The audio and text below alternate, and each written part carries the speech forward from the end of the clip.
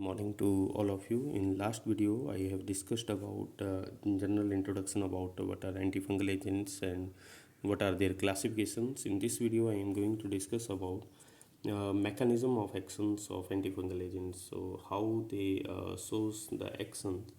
As I told you, some agents are interfering on the cell wall, some are interfering on the DNA, some are interfering on the microtubules. So, if this is a fungal cell, suppose just giving, there is a cell membrane first, so, right. So there is a, as you know, there is a formations of membranes that is we call cell membranes. This is a fungal cell membrane, and this membrane, the major components of this fungal cell membrane, as you know, major components in the fungus cell membrane is ergosterol, right? This is made up of ergosterol, and this ergosterol is synthesized from your squalene, then squalene to lanosterol, then ergosterol is formed. So how it forms, there is squalene and there is a enzymes that is we call squalene epoxidase. These enzymes convert squalene to lanosterol, and this lanosterol is converted to ergosterol. And there is another enzymes which helps in the conversion of lanosterol to ergosterol, and enzyme is 14 alpha demethylase. So this ergosterol is formed. Another components, these are the major components in the fungal cell membrane. Another components which helps in the cell wall synthesis of fungal cell is there is a chitin, there is a enzymes chitin synthase which helps in the formation of this, and it's also a components of cell membrane. Another is there is a beta glucan, beta okay, it's coming, beta glucan, and this beta glucan synthesis, this makes the glucose monomer. So this glucose monomers helps in the synthesis of fungal cell membranes. So fungal cell component, as I told, major component is ergosterol, which is synthesized from squalene. The squalene epoxidase converted into lanosterol, and 14 alpha demethylase converted into ergosterol. Another components which are in the cell fungal cell membrane are chitins, that is chitin synthase, which helps in the formation of chitins, and there is a beta glucans which makes the glucose monomer. So these are the three components which is required, and the molecules antifungal agents are acting on the cell membrane are some are blocking this squalene epoxidase, this step. Some agents are blocking this one, some are chitin synthase inhibitors, some are beta glucan. So the drugs which blocks the squalene epoxidase, the drugs are what are your drugs? Terbinafine,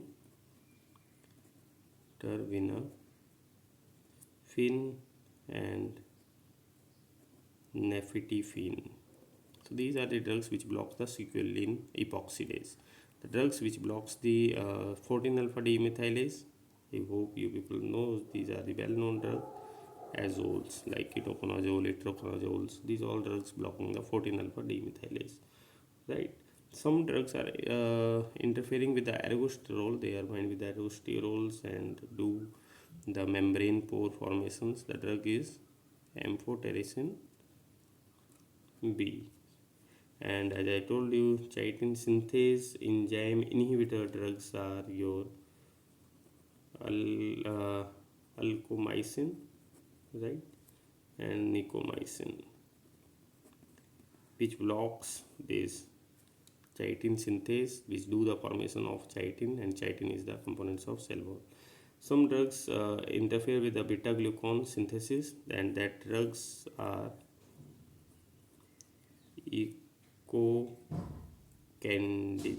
ecocandins, and drugs under this one is caspofungin, micafungin, and we are using these drugs IV intravenously. So these are the drugs which interfere with the cell wall synthesis. Again, I am repeating, in cell wall, ergosterol, beta glucan, and chitin. These are the components of the fungal cell membrane. So drugs which interfere with the cell wall are terbinafine, which inhibits the squalene epoxidase, the drugs azole, which inhibits the 14 alpha demethylase, drugs which inhibit beta glucan is the class of the drugs are ecocandins, and drugs are caspofungin, micafungin, and there is a chitin synthase inhibitor, alkomycin and nicomycin. Right, this is about the cell wall synthesis inhibitors, fungal cell wall synthesis inhibitors. Now goes inside the cells, and inside the cells, some drugs, there is a nucleus, DNAs, and the drugs which act on the nucleus, the drug is flucytosine, and flucytosine is a prodrug. There is a enzymes, this is a flucytosine is a pyrimidine analog, and it's a prodrug, and there is a cytosine deaminase is enzymes which convert this flucytosine into 5-fluorouracils, and these 5-fluorouracils inhibit the enzymes, that is the thymidylate synthase. So ultimately it interfere the DNA. This flucytosine is the drug, and the flucytosine is a pyrimidine analog converted with the help of cytosine deaminase 5-fluorouracils, and do this one. Another drugs which interfere inside the inside the cells, which act inside on the components of inside the cells, are microtubules. I hope you know microtubules, which give the integrity to the cells. And this microtubule function is interfere with the molecules, and molecule is greaseprolvin. Greaseprolvin is a molecule which interfere with the microtubule function. So microtubule function is inhibited, so ultimately fungal mitosis will be inhibited, right? Another drugs which are showing antifungal actions are by increasing there is mitochondria, ROS generations, RNS, reactive nitrogen species, reactive oxygen species. So some drugs increasing that ROS, RNS, and do the killing effects on the fungus. And drugs are amphotericins B and itraconazole. These are the drugs which are showing their actions by both mechanism. They are also increasing the ROS and RNS. They are also interfering with the ergosterol synthesis. So dual mechanism of these drugs, amphotericin and itraconazole, they increase the oxidative stress. Oxidative stress will further lead to activation of apoprotic signaling pathway. The other drugs, these there is a synthesis of then DNA to RNA, RNA to protein synthesis. So drugs which interfere with the protein synthesis, the drug is your sordarins. Sordarins. Sordarin is a drugs which inhibit the protein synthesis, particularly the protein EEF2. This is the proteins which it blocks.